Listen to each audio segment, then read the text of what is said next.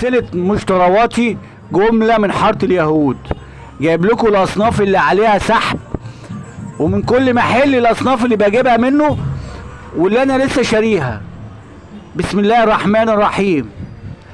اول حاجة واهم حاجة عايزكم تاخدوا بالكم منها مخمرية رنة خلخال.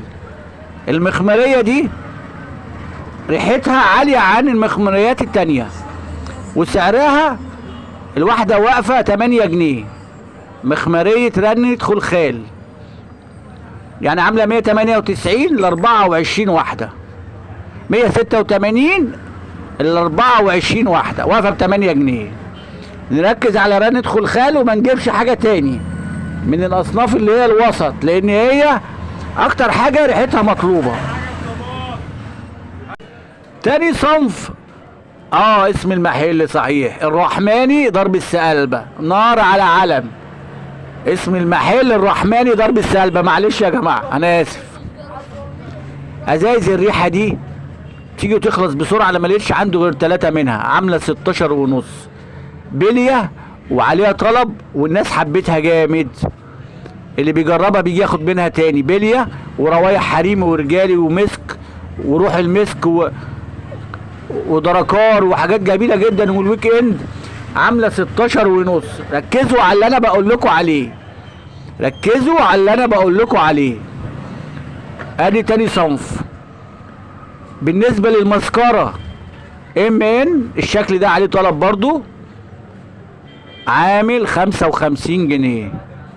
المسكره دي عامله 55 جنيه. في نوع تاني بس ما كانش عنده المره دي.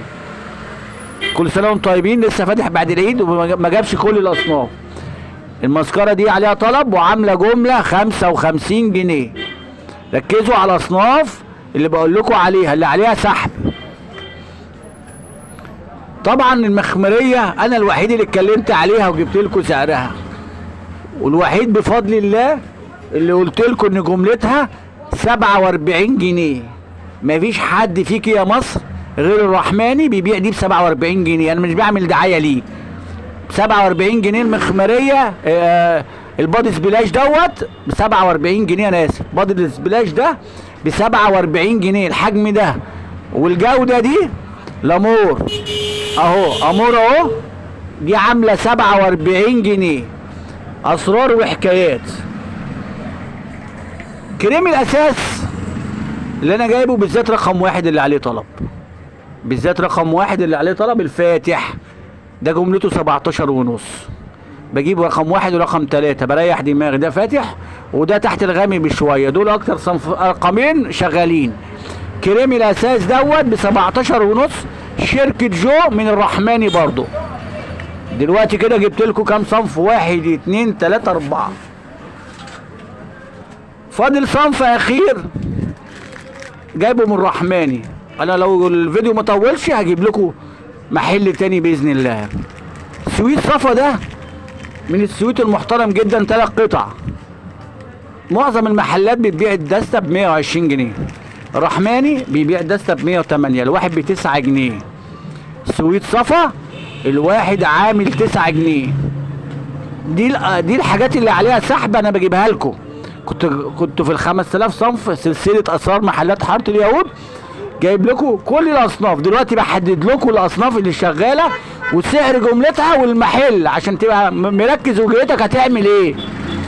اكسسوار، مكياج، خردوات. خلاص كده يبقى انا جبت لكم الاصناف دي كلها اللي عليها سحب. انا عشان الفيديو عدى ال4 دقايق انا ما بحبش اطول، بجيب لكم الخلاصه. وباذن الله هجيب لكم في سلسله مشترواتي من حاره اليهود الحاجات اللي عليها سحب ومكان جملتها. اعمل لكم ايه تاني؟ اشتغلوا وتوكلوا على الله، والسلام عليكم ورحمه الله وبركاته.